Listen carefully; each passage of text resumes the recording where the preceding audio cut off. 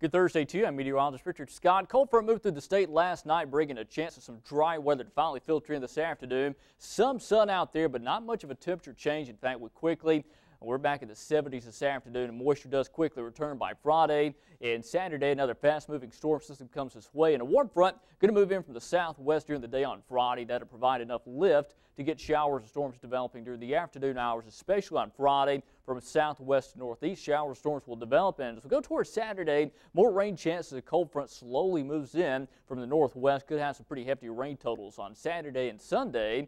In fact, look for storm totals between 1 and 3 inches between Friday and the day on Sunday. Could cause some minor river flooding issues out there. By the way, today is Groundhog Day. Look for temperatures in the 70s. A lot of cloud cover, but sun will peek out later today.